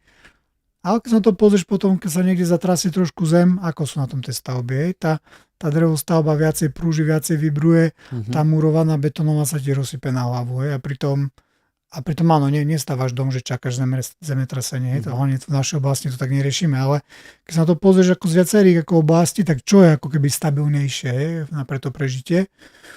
A ďalšia vec je tá hĺbka toho pohľadu, lebo stavať dom, že pre mňa a bezpečné a to, aby neviem, čo to prežilo a ešte moje generácie, to je z takej pozície ako keby veľmi tej hmoty a toho strachu. A ja napríklad stávam, keď pre seba, ale ten dom, čo sme rekonštruovali, ja som ho rekonštruoval pre nás. S tým, že áno, naše deti tam budú s nami žiť, ale nie, že to bude dom pre nich. Oni budú dosť šikovné na to, aby mali svoje domy. Alebo pravdepodobne ja im budem s tým pomáhať, že im postavím tie domy, ale iní otcovia alebo iné rodiny, čo nie sú stavbári, tak nepotrebujem na tom lipnúť, že pre mňa a ešte pre ďalšie generácie. Lebo to nás potom celkom zviazuje v tej hmote a tie naše rozhodnutia nie sú až tak zdravé alebo tak kvalitné. Keď sa snažíme vidieť za roh a za 100 rokov, to ani tušíme, jak to bude. Takže potrebujeme byť teraz tu v kľude hlavne, túto dobu, ktorá teraz tu je, zvládnuť bez nejakej újmy, hlavne psychickej a vytvoriť si obydlia, ktoré nám to umožnia a nešpekulovať nad tým, nekalkulovať a či to 100 rokov vydrží a len tak. To je, nepotrebujeme to takto riešiť. Naši predkovia to vôbec takto nemali. A naše aktuálne drevostavby sa dá povedať, že sú v určitom pohľade také high-tech stavby, lebo máme tam špičkové fólie, pásky, toto, hento a také akože perfektné veci, ktoré pracujú práve s tou fyzikou a zabezpečujú ju. A môžeme tam mať rozpor, však to sú vlastne ropné produkty v skutočnosti a všetky tie prvky a ešte rôzne hydroizolácie a tak ďalej. A môžeme sa na to pozerať z dvoch rovín. A ja by som bol rád, keby sme stavali len stavby typu, že príjem na pozemok, z daného lesa vyťažím za mesačného svitu, v zime kvalitné mesačné drevo, ručne si ho tam okresáme, postavíme konštrukciu, spravíme izolácie zo slámy, ovčej vlny, konope, niečo lokálne, spravíme krásny dom a nepotrebujem nič také high-tech použiť. Ako áno, okna, káble, trubky nejaké. A ten dom bude fungovať perfektne. Ale taký dom postavím možno jeden za rok, alebo budem mu stavať 2 roky a neviem, či sa tu nájde človek, čo ma zaplatí, aby som to takto spravil. Ale budem rád, ak by sa to takto robilo. Ak by tu bolo toľko zručných chlapov, tak nepotrebujeme žiadne firmy a si to postavíme z lokálnych zdrojov, respektíve tie zdroje si vieme dopestovať. Keď tu vysajeme konopu, tak môžeme mať konopného betónu na všetky domy, čo potrebujeme na celom Slovensku. Naša krajina na to dokonala, hej. Oviec, koľko nám tu chodí, ovčie vlny, koľko tu máme. A máme už aj vlastne spracovateľov na Slovensku, ktorí už s tým pracujú a robia to tak na kolene postupne a už sa to deje. Ja som vďačný za takýchto, že tých pionierov, ktorí sa pretrápia tým a nie sú to nejaké veľké korporáty, čo investujú. Takže my to dokážeme aj takto, ale stále je tu veľká časť ľudí, ktorí potrebujú ten komfort. A nie je to zlé. To, že ten muž má kvalitnú prácu a vie zarobiť tie peniaze a nemá čas na to, čo sa bavíme, a príde za mnou a je ochotný mi moju hodnotu zaplatiť, tak ja mu ten dom postavím buď takto, alebo mu dodám takýto vysokokvalitný high-tech drevodom, ktorý má tieto prvky použité. Ale prečo tú tému hovorím je to, že dnes to robíme takto, lebo sú to nejaké štandardy, sú to nejaké normy, nie sme v Bangladeši, my potrebujeme mať normy, ktoré sa dajú kolaudovať, majú nejaké normy, ktoré sa budú zvyšovať a my chceme ako keby byť ako keby v popredí, že to všetko spĺňame, tak hráme tú hru a je to v poriadku. Hej? Ja tam nemám ako keby pocit, že zase nejak svoju integritu som nejak ako keby znížil, ale viem, že keby prišlo k tomu, že to treba spraviť ináč, tak ja viem to spraviť ináč. Ja viem postaviť dom na tom pozemku z toho, čo tam bude. Ako tú zručnosť mám, dokonca viem tú zručnosť odovzdať, aj chcem to odovzdávať, aj mužom, aby to vedeli, ale zatiaľ tá hra tej ekonomiky a tých surovín a tej energie a času a práce je tak nastavená, že to nemá kto zaplatiť. Pekný príklad ešte poviem, a to budú poznať tí, čo majú hlinené domy z nepálených tehál, celé Kopanice alebo Južné Slovensko. A veľa aj takýchto, majú 100 rokov tie domy a viac. Mnohé sú v perfektnom stave, mnohé sa aj burajú. A tam, keď sa ma ľudia na to pýtajú, tak sa im hovorím, že takúto stavbu vám už dnes nikto nepostaví. To množstvo práce, ručnej práce a energie, čo tam je vložené do tej každej tehličky, ako ju spraviť, vysúšiť a vymurovať to na hlinu, tie stavby majú obrovskú hodnotu, ako keby remeselnú.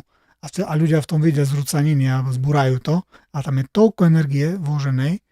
Keby dneska niekto chcel, že postav mi takýto hlinený dom ako na Kopaniciach, tak stal by štvornásobne viac ako hociaký dom. Hej, to si neuvedomujeme, aké tam sú hodnoty. Drevenice to isté. Hej, choď vykresaj celú drevenicu. A sú tu krásni ľudia, čo to robia a som rád, že tu sú a ja som rád za ich zákazníkov, že im umožňujú, aby to mohli robiť. Ale nie je to pre masu, to nie je pre masu určené. Tá masa chce povedať niečo iné a ide iným smerom. Čiže ja chcem nájsť spôsob taký, aby zdravé bývanie bolo dostupné pre každého, aby to nebola luxusná záležitosť. A zase, aby aj ten výtlak tých ľudí, bol ten dopyt, že to je bežná vec, že to není, poviem príklad, keď prídeš ako zákazník do stavebnín a budeš žiadať hlinenovú mietku od nich, alebo prírodnú izoláciu, alebo ovčú vlnu budeš od nich pýtať, takže nebudeš ako za mimozemšťana, ale že to bude akože bežná vec. Bo to v iných krajinách to máš, tam nájdeš nové prírodné materiály, ako nové naskladené v stavebninách. Ale tí ľudia to museli dopytovať, lebo ten obchodník iba pokrie tvoj dopyt. Keď tam 100 ľudí mu za deň príde pýtať ovčú vlnu, tak ver tomu, že na ďalší pondelok tam bude mať paletu ovčej vlny. Správny obchodník to tak spraví. A že ľudia to nedopytujú. Hej? Samozrejme, to je ďalšia téma, že čo hľadáme alebo čo chceme, je to, čo nám je vkladané, že máme chcieť, to je tá téma toho marketingu, manipulácie. A nechcem do tejto témy ísť, ale takto to vzniká. Hej? Naše potreby a to, po čom túžime, vzniká v hlavách iných, aj to rozhodnutie, nie v našich. Takže my vlastne potom si pýtame to, čo vidíme v tej reklame, ale možno preto aj o tom rozprávam, že my musíme ako keby vyvinúť to, čo naozaj chceme a potom aj tá cena bude nižšia. Lebo potom prídu do toho investori. Oni potom zistia, aha, teraz má zmysel postaviť výrobnú linku na toto, na spracovanie takého materiálu, lebo ten dopyt tu bude. Takže neviem, ako dlho to bude trvať. Ja viem, že ten trend k tomu smeruje, lebo západné krajiny presne o tom ukazujú. A ešte keď sa vlastne vrátim k tej životnosti, tak jasné, drevo keď sa ošetruje, tak vydrží, keď je dobrá strecha. Ale čo je taká moja osobná otázka, že čo tie fólie? Tam podľa mňa tie firmy, čo to vyrábajú, oni vlastne robia k tomu výskum, oni simulujú tie všetky ako keby prostredia a je to dimenzované na kvantum rokov. Hej? Nemám to číslo, ale musí to byť na 100 a viac. A dokonca mnohé tie technológie sa vyvíjajú a simulujú do, nazvem to, horších prostredí, ako máme my tu na Slovensku. Presne nejaké severské krajiny alebo primorské krajiny, kde sú úplne iné tie javy, tak oni to simulujú na väčšie extrémy. Aj bez tých folií by sme si vystačili, tak ako to, ale zase potrebuješ ako rozumieť, čo potrebuješ iné spraviť. Ale to, že tá folia tam je, ona má tú životnosť. Sú to ako keby certifikované, odskúšané veci. Čiže nie je to na 10-20 rokov? Nie, to by nemohli predávať. Tak pravdepodobne tých folií je tu viacej, alebo teda tých výrobcov. A ja opäť nemám preskúmaných všetkých. My robíme iba s tými špičkovými, ktorí viem, že to takto majú. Ale to, že niekde v stavebninách za pouličnú cenu kúpiš nejakú fóliu, čo toto nespĺňa, to ja ako neviem povedať, ale tá cena zjavne o niečom tiež hovorí, že niečo tam je menej alebo nemajú niečo vyvinuté. Takže nechcem dávať všetko, že všetky sú super.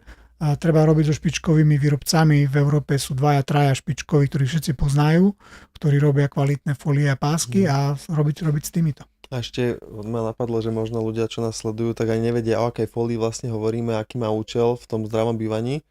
Tak či by ste vám stručne povedal, že? Áno. Keď sme pri tých fóliách, tak samozrejme je nepomerné množstvo. A ja môžem povedať o tých, ktoré používame my. Používame 4 základné typy. Máme podlahovú fóliu, ktorá je v medzivrstvách a tam má svoju nejakú SD hodnotu. Účel je ten, že tie vodné páry prepúšťa určitou rýchlosťou. Nie moc rýchlo, aby sa tam nehromaždili, ale umožňuje im tou konštrukciou prestúpiť. Smerom dolu? Smerom von, ako z domu von. Áno, a my máme domy ako keby zdvihnuté od zeme, tie modulárne, tak áno, idú smerom von. To je jedna z technológií, vieme ju spraviť aj ináč, ak by to šlo na nejaké iné základy. A potom v strope je zase úplne iný typ folie, ktorá má to svoje fyzikálne vlastnosti iné, také, aké potrebujeme. A v stenách sú zase jedna vrstva je parobrzda a potom je nejaká fásádna fólia, ktorá má zase iné vlastnosti.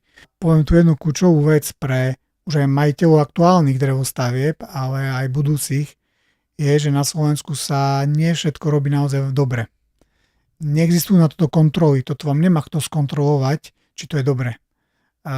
Stavebný projekt to nerieši, stavebný dozor to nemusí vidieť. A to, že aj v projekte je nejaký konkrétny typ folie s nejakými vlastnosťami, neznamená, že tí remeselníci to tam dajú, alebo že tá firma to tam dá. A druhá najkľúčovejšia vec, nie je to, že tá folia či tam je, ale ako je upevnená a spojená s ďalšími rovinami. Či je dobre zapaskovaná. Tak, lebo tam sa robia obrovské chyby, že nie sú s tým skúsenosti a to je obrovská galiba. A teraz, čo som mal stretnutie vlastne... Že tadiaľ potom ide tá vlhkosť a môže plesnivieť tá izolácia. Funguje to dokonca ešte horšie, ako by si tú fóliu nemal. Bo ak máš fóliu v ploche, teraz si predstav, že tá vodná para ide na tú plochu a ty máš niekde jednu dierku alebo nejaký kanálik pod páskou, tak ono sa to všetko sústredí práve do toho jedného bodu a vznikne tam ten Diesový efekt. Že tá vlhkosť z celej tej plochy, ktorá by sa primárne vyzražala v celej, tak zrazu sa vyzraža v tej jednej dierke a tam doslova až na litre vody tam môže byť v tej jednej zlej dierke. Čiže v takom prípade je lepšie tam nemať, ako ju mať chybne spravenú. Môže spraviť ešte úplne inú akože fyziku. Ale čo som chcel povedať, že teraz keď komunikujeme s odborníkmi na tú parotesnosť a ako tie vodné páry prestupujú a kde ich pustiť, kde ich nepustiť. Lebo v základe máme dve typy drevostavieb. Difúzne uzavreté, difúzne otvorené. Tieto vaše modulárne? Naše sú difúzne otvorené. To práve to kľúčové. Že to dýcha. Áno, dýcha v zmysle v dome, ale vzduchotesne je uzavretý, kvalitne prepaskovaný, ale vodným páram je umožnené cez ten špeciálny typ membrán ísť von. To je ako Gore-Tex, nie? Áno, presne tak. Ale čo chcem povedať tú tému je, že dnes sa zisťuje to, že sú tu stavby, ktoré sú zle spravené a stáli vo svojej podstate tak ako iné domy, ale sú tam problémy, ktoré po 15 rokoch akože spôsobujú obrovské škody. Zhnité celé väzníky v strechách a podobné veci, len neodbornosťou. A ešte jednu tému, teraz mi tu prichádza, aby som s tým spojil, tá súvisí v podstate s tou modulárnou výstavbou, a má menších domčekov, tiny houseov a nejakých záhradných chatiek a tak. A vzniklo tu veľké množstvo za mňa šikovných remeselníkov, ktorí vedia postaviť si malý domček, záhradný domček, nejaký tiny housik. A vedia to spraviť, vyzerá to pekne, majú tam krásny ako keby a detail v tom remeselnom prevedení, krásne interiéry. a vôbec nerozumejú tomu, o čom tu hovoríme, o tej stavebnej fyzike, o prúdení vodných pár. A ten domček, keď to je naozaj nejaká maringotka za 15 000 eur, pekná, dizajnová, je to pre teba úplne v poriadku a teraz keď to neprežijem, ak jej skončí životnosť za 10 rokov, tak sa tak ako z toho nezrútiš. Hej. A keď možno plánuješ 20, keď po 10 je tam prúser, OK. A keď stavať dom za 100 a za 200 tisíc, ty ako neočakávaš, že za 20 rokov sa ti spadne strecha. Ty ho stávaš naozaj ako, že to nechceš riešiť toto. Mm-hmm. Ale je to tak, že sa to tu deje. A teraz sa to bude diať. Mm-hmm. Lebo mnoho týchto remeselníkov, ktorí dokážu takú malú stavbičku postaviť, sú z nich zrazu stavbári a stavajú drevostavby. Lebo oni ako vedia to remeselne spraviť, vedia ako keby to zobchodovať, ale je rozdiel stavať záhradný domček a je rozdiel stavať dom pre rodinu, kde sa celoročne býva. Aké fyzikálne javy tam prebiehajú a tak ďalej. A na to chcem ako keby upozorniť. Jednak pozývam alebo vyzývam tých remeselníkov, nech sa v tom dozdelávajú a kľudne nechá ma aj oslovia a pôjdem veľmi rád do spolupráce a im s tým pomôžem sa v tom zorientovať, lebo naozaj ten zámer je, aby tí ľudia mali zdravé bývanie a aby ho mali aj po 10 a 15 rokoch. Bo na toto tu máme pekne zavarené na Slovensku a hlavne veľké firmy, čo robia drevostavby, s výnimkami tu veľa kvalitných firiem, čo vidím, robia to perfektne, ale mnohí to robia celé zle. A tí ľudia to nevedia. Nemajú to ako vedieť. Mm-hmm. OK. Čo sa týka modulárnych domov, ktoré vyrábate, ako prebieha celý proces od objednávky až po bývanie? U nás to štandardne vyzerá tak, že ľudia si nás nejak nájdu a popozerajú si väčšinou nejaké videá. Čo som veľmi vďačný, keď človek príde a už vie o nás. A aj o mne. Lebo aby rozumel tomu, že som nekompromisný a keď ho má to odradiť, nech ho to odradí ešte doma pri počítači. A si trošku tak nacítia, keď cez tie rôzne videá máme veľa aj webinárov a rôznych krátkych videí, nech si nacítia, čo robíme, ako to robíme, aké sú naše hodnoty. A keď im to ladí, tak nech vtedy si dohodnú stretnutie. Nech mi buď zavolajú, alebo máme rezervačný formulár na stránke, na ktorý si vedia rezervovať termín obhliadky priamo u nás vo výrobe, takže vedia prísť tu. Vieme im ukázať vlastne náš vzorový dom, vieme im ukázať výrobu a vieme si s nimi prejsť ich požiadavky, čo potrebujú. Oni ešte predtým, ako prídu, ja im ešte posielam nejaký dotazník, kde veľa vecí vyplnia, aby sme trošku ušetrili ten náš čas, ale minimálne nejaké 2 hodiny strávime takou úvodnou konzultáciou, ktorú majú vlastne zdarma a povenujeme sa im tomu, čo oni potrebujú a ideme hľadať nejaký spôsob, ako to dosiahnuť. A potom je to rôzne, či sa to ide projektovať, či si vyberú niečo, čo už je naprojektované, záleží v akej sú fáze pripravenosti pozemku a tak ďalej. Ak tam máme ako keby už nejaké procesy za sebou, tak výroba začína až v bode, keď máme nejakú projektovú dokumentáciu. Takže buď musíme počkať, kým sa to naprojektuje a potom sa vlastne spravia nejaké také obchodné záležitosti. Robí sa to na mieru, sa to vždy projektuje? Môže. Teda väčšinou to tak je. Chceli by sme už aj predávať kvázi domy, ktoré sú hotové, že sa ten proces zrýchli, ale zatiaľ je to celkom individuálne. Tí zákazníci si celkom hlavne ten interiér sa dosť doladzuje a každá rodinka má nejaké svoje akože špecifické požiadavky, ktoré sú ako keby zohľadnené v tom dome. A robíte to na komplet s elektrinou, s nábytkom alebo ako? Naša špecifikácia sú stavby na kľúč s kompletným interiérom, čiže kuchynská linka, stavané skrine, komplet kúpeľka, všetky povrchy vlastne kompletne.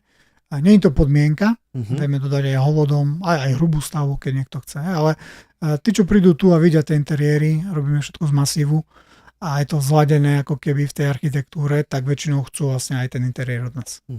Čo naozaj to pekne pôsobí. Viem si predstaviť zašúpiť takýto domček, dať niekam na záhradku a bývať. Čo sa týka týchto modulárnych domov, mne sa to páči akože tá rýchlosť toho, hej? Že koľko času a stresu to ušetrí ľuďom, alebo že v čom je to možno lepšie ako stavať dom od základu na pozemku, alebo v čom je to zase menej výhodné, ako to vidíš? To je dobrá téma a znova sa tam vracame k tomu samostaviteľstvu, do čoho ja tých ľudí zároveň aj pozývam. Ale ak sa pýta, že na tie výhody, nevýhody, tak A tu si predstav, že ti príde naozaj hotový dom a nemusí byť to jeden modul, môže byť aj z viacerých modulov, takže môžeme sa baviť o 40 m2, 80, 120 a ti to príde hotové, že ty prídeš naozaj iba s perinami a zubnou kevkou a ty sa ani nevidí, ty sa ani nevšimneš, že čo ti odpadlo, ale keď si na druhú stranu predstavíš, že keby ideš stavať, tak teraz začínaš aj siete, základy, tak máš tam bagre, hlinu, vykopové práce, špina, bordel, kopec odpadových materiálov a potom ideš klasickou stavbou, betóny, tehla, itok, neviem čo.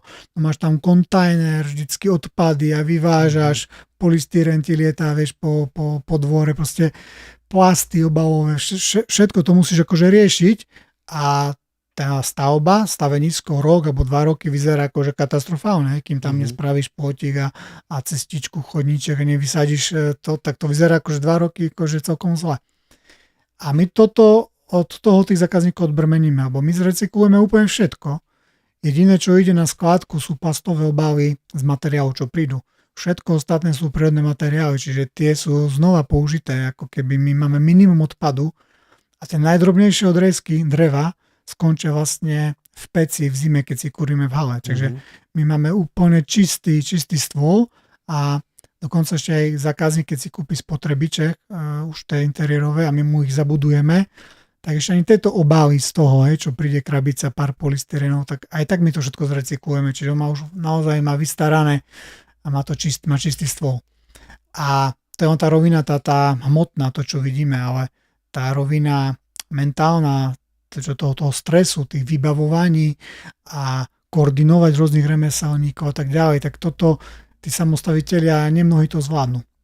Nevedia to na začiatku, že to ich čaká a nevedia to, že každý dodávateľ externý má svoj vlastný príbeh, svoje vlastné procesy, ktoré on ti ich zapracuje do tvojich procesov a ty musíš ako to všetko vedieť manažovať a nie každý akože manažer, stavby vedúci zrazu. Aj keď teoreticky si naštuduje videa a radí ľuďom, čo majú robiť. Ale väčšinou tam narazia ako keby na hranu tí muži. Samozrejme, dnes máme mnoho príbehov, kde pri stavbe domu sa rozvádzajú, ako keby tie partneri, lebo to nedajú tie situácie, ktoré nastanú, tie zmeny hlavne, ktoré prídu. Tam potom čísla, peniaze, žena to chce tak a tak, on drží realitu, on stráži to, čo je reálne, že na tam tie sny chce držať a už a keď ten vzťah není vyzretý, tak väčšinu stavbu domu nezvládne. Takže toto je veľká akože výzva pre mnohých, ale zároveň nechcem to hovoriť tak, aby sa toho všetci báli, ale ak bavíme sa o tom, že v čom sú výhodné tie naše modulárne stavby, tak toto vám určite odpadá.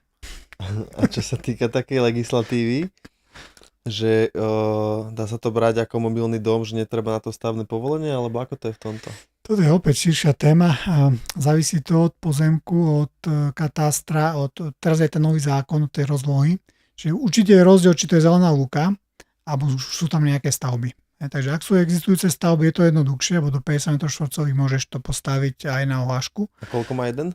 A tento náš maximálny on má vnútornú má 42, ale zastávanú má 54, čiže on je trošku väčší, ale zase ho vieme zmenšiť. A čo chcem povedať je to, že ono to nie je problém. Naše stavby sú navrhnuté a koncipované tak, že sú všetky kódovateľné. Spĺňame všetky normy, dokonca spĺňame normy, ktoré tu ešte ani nie sú a my vieme, že budú, tak naše stavby už ich teraz spĺňajú. To môžeme k tomu sa dostať potom.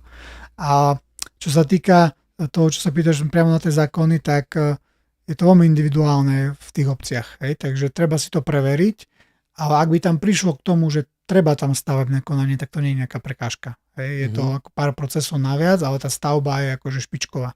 Dokonca niektorí by mohli byť radi, že takú stavbu budú mať vo svojom chotári, lebo mať čisto prírodnú stavbu so zelenou strechou, s normami, ktoré ešte len budú, a tie stavby už ich majú, tak mala by byť aj taká, akože, nie že pýcha pre nich, ale nemali by sa toho bať.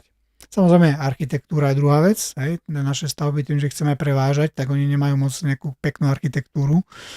Takže niektoré obce môžu mať s tým problém a to riešime tak, že niektoré obce majú niekedy podmienku, že musia byť sedlové strechy. Alebo že musí tam byť škrydla a niečo také.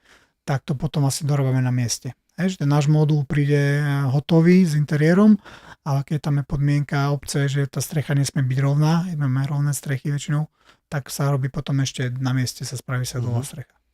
Ja čo viem, tak vlastne mobilný dom, pokiaľ nie je napojený na siete, to znamená, že má fotovoltický ostrovný systém na elektrinu a není pripojený na vodu a na kanalizáciu klasickú, tak a není pevne spojený so zemou, tak je to mobilný dom. Nie? A nepotrebuje stavebné povolenie. To je na polemiku. A v tej siete určite máš pravdu.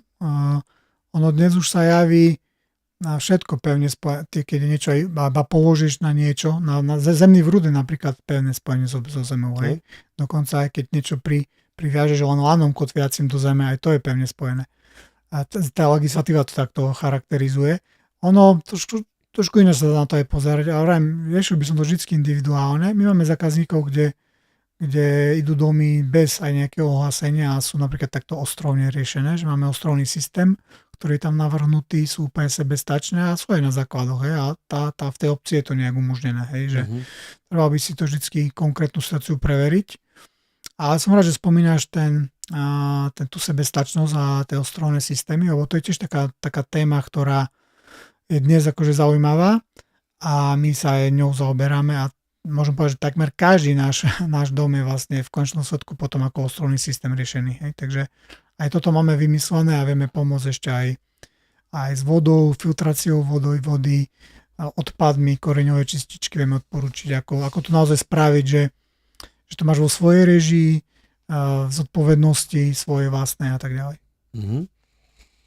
Napadne ťa, že aký je najväčší mýtus ohľadom prírodných stavieb? Čo tak ľudia možno majú? Áno, že jeden z mýtusov je, že ti trčí slama a hlina zo steny, druhý, že ti to myši zožerú, alebo že ti to zhorí, alebo že to je zadarmo, lebo to je taký opačný, tí nadšenci čo dostávať. Však nakopem hlinu, slamu z družstva a prídu kamaráti, spravím workshop a dom postavím. Áno, niektorým sa to podarilo, aj takých poznám, ale je to veľmi ťažké zopakovať. Ľudia často riešia cvičenie, pohyb, stravu, aj vlastne ľudia, ktorí ma sledujú, otužovanie, doplnky výživy, ale teda častokrát bývajú v prostredí, ktoré ide troška proti ním, či už je to z pohľadu domu, ale aj toho miesta. Tak čo si myslíš, ako veľmi ovplyvňuje to prostredie, ten nervový systém, to telo a ako veľmi tá kvalita toho bývania môže znižovať efekt tej snahy o ten zdravý životný štýl? No veľmi. To si neviem nejaké čísla alebo nejaké štatistiky dať, ale ak si to pomenoval, tak teraz si pomenoval taký širší rozsah tých vplyvov alebo to nášho životného štýlu a my presne mnohí robíme to, že vyberieme si a že ja teraz mám takúto stravu, tak toto mám dobre, ja teraz takto cvičím a funguje ti to, ale to kľúčové, čo tvorí veľký objem alebo obsah alebo časovú ako keby nejakú stopu, ako zanedbáš. Je to presne spánok, koľko spím, v čom spím, aké to je prostredie, je tam kvantum času, ale to fakt, že kde väčšinu času som. Hej? Takže mnohí samozrejme to neriešia, alebo majú pocit, že už nad tým nemajú moc. Že toto je niečo, čo nevedia ovplyvniť, alebo dokonca si povedia, však to tak majú všetci. Veď, lebo to podceňujú. Áno. To mi zdá. Ale môže to byť aj tým, že možno nevedia, že aj to má riešenia, že možno teraz to, čo budú počuť, možno bude pre mnohých prvýkrát, že aha, aj táto oblasť má svoje riešenie, že to, čo som mal doteraz a myslel som si, že akože ten štandard, tak on vlastne není úplne ideálny a je čím skôr z toho vystúpiť a máme tu tie riešenia, takže mnohí to nevedia, ale ak sa naozaj pýtaš, podľa mňa má to obrovský vplyv. Ja len viem povedať za seba, že pre mňa je to tak prirodzené, jednak moja práca, moja kancelária je takáto, a môj domov, kde žijem s rodinou, je takýto. A pre mňa to je úplne prirodzené. A ja o tom ani neviem. A zistím to až vtedy, keď príjem do toho iného priestoru. A keď príjem do toho iného priestoru, kde je silné biele svetlo, proste plastové okná, nejaké laminátové podlahy, proste to, čo je vlastne niekde štandardne, tak ja po určitom čase sa tam necítim dobre. A nehovorím o nejakých obchodných centrách. Pre mňa hodina je max. Ja som úplne rozhodený z toho. A samozrejme to je všetko, čo vidíš, čo počuješ, aké zvuky, vzduch, klimatizácia, ale to je ten priestor. Moje telo je tak vyladené. To súhra, to je taký koncert. Áno, ale ja to neviem to zistiť, kým ako nenarazím na ten extrém. A málo som v ňom, lebo moje prirodzené prostredie vyzerá naozaj už prirodzene. tak pre mňa to, čo je pre iných normov, je pre mňa už extrém a už pre mňa vlastne nepripustný. Možno by nebolo zle, keby si urobil nejaké také zážitkové ubytovanie v takomto modulárnom dome, že by ste tak mohli skúsiť ľudia na týždeň, že odskúšať, nie? To by bolo super. Vás pozývam nejakého investora, čo nám zaplatí nejakú stavbu takúto. Ľudia sa nás to aj pýtajú, mnohí, hlavne takí, čo idú z ďaleka. Ja by som to vyskúšal, vieš, na týždeň. Mnohí chodia z ďaleka, aj z Čech, tu chodia ku nám a sa ma hneď pýtajú na ubytko. Tak rád by som ich ubytoval, no nemáme zatiaľ také zdroje, aby sme ešte do toho investovali, ale tak pozývam teraz výzva pre investorov, sme tu, toto je potenciálny priestor na dobrý biznis. Lebo vieš, keď človek to raz skúsi, tak nie je iné, ako o tom počúvať. Áno. A mnohí ľudia nemajú tú príležitosť to vyskúšať. Áno. A mnohí, aj keď prídu takto, ako tu dnes si vošiel, a prídu na konzultáciu, oni vojdu dnu a tam normálne ten aha moment, že jej, tá vôňa toho domu. A hneď vidím, ako oči dvíhajú, že jak to všetko sondujú. A oni za 5 minút povedia, že jak sa tu dobre cítia. A keď tu sedíme dlhšie, oni... A čo by povedali po pár dňoch? Takže... A po tých nociach. Tak, je to tak. OK. Ak niekto teda nad tým premýšľa, čo je prvý krok, ktorý by mal podniknúť? Pozrieť si toto video dvakrát. Repete? Tam môžu docvaknúť niektoré veci, ešte uvidíme, čo všetko povieme. A zo svojej skúsenosti spolupráca so mnou nie je ľahká. A dokonca aj ja osobne, alebo za našu firmu, my si vyberáme našich zákazníkov, čo tiež nie sú všetci na to pripravení. Že oni môžu chcieť, ale môže sa zdať, že my nemusíme chcieť. Takže aj na to vás chcem pripraviť, lebo naozaj sú veci, kde my kompromisy nerobíme. A nehovorí sa mi to ľahko, lebo druhá strana mince je ekonomika a nejaká, ako firma funguje, ako sa nám darí a aké máme krízy. A z pohľadu biznisu by som to takto vôbec nedokázal povedať, aby som robil čisto iba obchod a aby sme fungovali, lebo tiež to není na rúžiach ustlaté, takto podnikať. A napriek tomu to poviem s plnou vážnosťou, že neuhneme ako keby z našich postojov. A čo je taký kompromis, do ktorého príklad by ťa niekto mohol tlačiť, ktorý je pre teba akože tu máš? No, oni tlačia na to, aby sme nejakou formou znížili cenu a my na práci to nevieme spraviť. Takže materiál, aby áno, a potrebujeme vymeniť nejaký iný materiál za nejaký lacnejší. Alebo niečoho dať menej, že nedať 50 cm do stropu izolácie, dať len 20. Hej? Ale to sú proste veci, ktoré nie, že ja nechcem. Dobre. A proste by to nefungovalo. Proste dám tam 20 cm a potom potrebujú klimatizáciu. Tak to nie je cesta. A tam máte 50 cm? Tam máme 50 a nepotrebuješ klimatizáciu. Wow. Keď zatieníš okná v lete, nepotrebuješ klimatizáciu. Aj na južnom Slovensku. A to je to, že akože ja si nepotrebujem zarobiť na problémy alebo na zlé referencie z toho užívateľského hľadiska toho bývania, len preto, že na to v tej chvíli nemali. A to je veľká téma, že prečo nemajú na kvalitný dom. Buď ho chcú veľmi veľký, alebo nech idú tam, odkiaľ im tie peniaze prúdia a nech si dupnú, že ja chcem bývať zdravo, tak chod za svojím šéfom a si to akože vykomunikuj, že ty chceš na to mať. Bo to je ten kolotoč. Hej? Oni mňa tlačia, aby som to znížil, tak ty choď, aby si mal viac. Tá hojnosť je tu pre nás všetkých. Ako máme to tu darom. Len potrebujeme ako prestať hrať už tie hry. OK, a teda ten prvý krok, keď už si to človek pozrie to video druhýkrát, je čo? Zavolať ti, alebo čo? Môžete to skúsiť mi zavolať. Štandardne zdvíham v pracovný čas. Ideálne je rezervačný formulár, rezervovať si online konzultáciu. Máme 30-minútové konzultácie, ktoré sú zdarma. Vieme ich spraviť aj na online, nemusíte fyzicky prísť a 30 minút vám viem dať zdarma svojho času. Super. OK, Marek, ďakujem. A teda je ešte na záver niečo, čo by si chcel povedať? Nejaké posledné slovo? Je tvoje.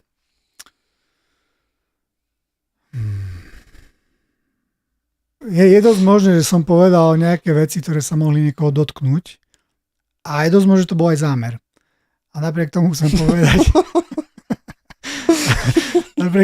povedať, že je to v poriadku. Je dokonca aj v poriadku v tom, čo bývate, tak ako to je. A veľa vecí je tu vo vašom nastavení, vo vašich vzťahoch, v tom, ako prežívate ten deň. A môžete bývať aj v naozaj nekvalitných stavbách pre nejaký čas, je to v poriadku. A všetko si to vytvárame sami. A ja som sa preto to rozhodol a chcem byť aj inšpiráciou a pozývať do toho ostatných, ale ak to má niekto ináč ako ja, je to úplne v poriadku. A som s tým v miery. Marek Rábik, bývame zdravo. No veď. Dobre.